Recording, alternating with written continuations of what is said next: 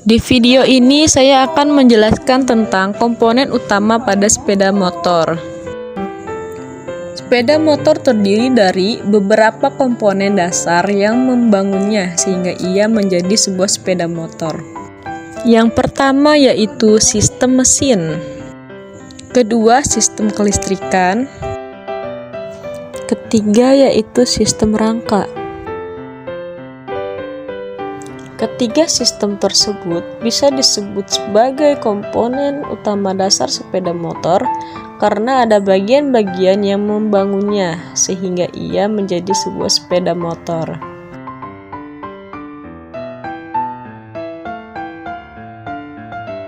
Masing-masing komponen dasar tersebut terbagi lagi menjadi beberapa bagian pengelompokan ke arah penggunaan, perawatan, dan pemeliharaan yang lebih khusus. Sistem mesin terdiri atas sistem tenaga mesin, yaitu sebagai sumber tenaga penggerak untuk berkendaraan. Terdiri dari mesin atau engine, sistem bahan bakar, sistem pendinginan, sistem pelumasan, dan sistem pembuangan. Mesin berfungsi sebagai penggerak utama. Sistem bahan bakar diantaranya seperti bensin, tangki bahan bakar, selang bahan bakar, karburator. Nah, itu termasuk dari sistem bahan bakar. Lalu, apa itu sistem pendinginan? Di sepeda motor, sistem pendinginan diantaranya itu seperti air radiator dan juga filter.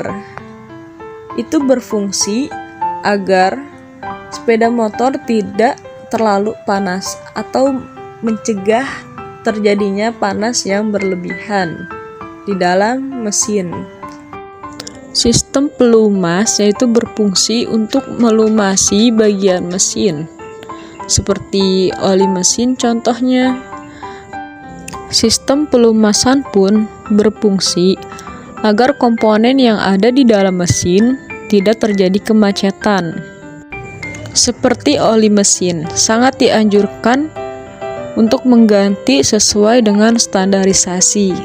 Karena jika tidak, atau bahkan sampai kehabisan oli, maka akan merusak komponen yang ada di dalam mesin, atau bahkan fatalnya motor itu akan sulit dihidupkan.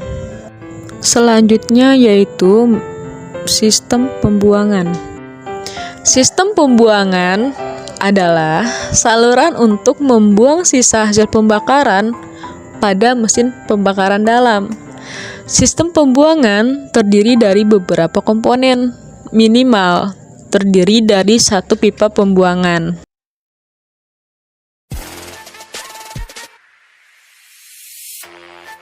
Selanjutnya yaitu sistem transmisi penggerak, merupakan rangkaian transmisi dan tenaga mesin ke roda belakang, yaitu berupa mekanisme kopling, mekanisme gear, transmisi, dan mekanisme starter.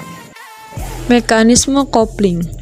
Kopling terdiri dari 3 jenis otomatis, manual, dan ganda. Jenis manual banyak diaplikasikan pada motor sport. Kopling otomatis contohnya pada sepeda motor bebek atau cab. Selanjutnya mekanisme gear. Gear atau sprocket adalah roda bergerigi yang berpasangan dengan rantai atau benda panjang yang bergerigi lainnya. Selanjutnya, transmisi. Sistem transmisi adalah sistem yang berfungsi untuk konversi torsi dan kecepatan putaran dari mesin menjadi torsi dan kecepatan yang berbeda-beda untuk diteruskan ke penggerak akhir. Transmisi terbagi menjadi 3 jenis. Transmisi otomatis, transmisi manual, dan transmisi semi otomatis. Selanjutnya yaitu mekanisme starter. Sistem starter pada sepeda motor berfungsi sebagai pengganti kickstarter, agar pengendara tidak perlu lagi mengengkol kakinya untuk menghidupkan mesin.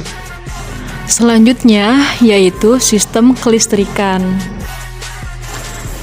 Bagian kelistrikan dibagi menjadi 3: kelompok pengapian, kelompok pengisian, dan kelompok beban. Sistem pengapian pada motor bensin berfungsi mengatur proses pembakaran campuran bensin dan udara di dalam silinder sesuai waktu yang sudah ditentukan, yaitu pada akhir langkah kompresi. Permulaan pembakaran itu diperlukan karena pada motor bensin pembakaran tidak bisa terjadi dengan sendirinya. Pembakaran campuran bensin udara yang dikompresikan terjadi di dalam silinder setelah busi memercikan bunga api, sehingga diperoleh tenaga akibat pemuaian gas eksplosif hasil pembakaran, mendorong piston ke TMB menjadi langkah usaha. Agar busi dapat memercikan bunga api, maka diperlukan suatu sistem yang bekerja secara akurat. Sistem pengapian terdiri dari berbagai komponen yang bekerja bersama-sama dalam waktu yang sangat cepat dan singkat. Sistem pengisian. Sistem pengisian atau charging system. Sistem kelistrikan sepeda motor seperti sistem starter, sistem pengapian, sistem penerangan, dan peralatan instrumen kelistrikan lainnya membutuhkan sumber listrik supaya sistem-sistem tersebut bisa berfungsi. Secara umum, sistem pengisian berfungsi untuk menghasilkan energi listrik supaya bisa mengisi kembali dan mempertahankan kondisi energi listrik pada baterai tetap stabil. Komponen utama sistem pengisian adalah generator atau alternator, rectifier dioda, dan voltage regulator. Generator atau alternator berfungsi untuk menghasilkan energi listrik. Rectifier atau dioda untuk menyearah arus bolak-balik AC yang dihasilkan alternator menjadi arus searah DC. Dan voltage regulator berfungsi untuk mengatur tegangan yang disuplai ke lampu dan mengontrol arus pengisian ke baterai sesuai dengan kondisi baterai. Selanjutnya yaitu rangka atau kasis.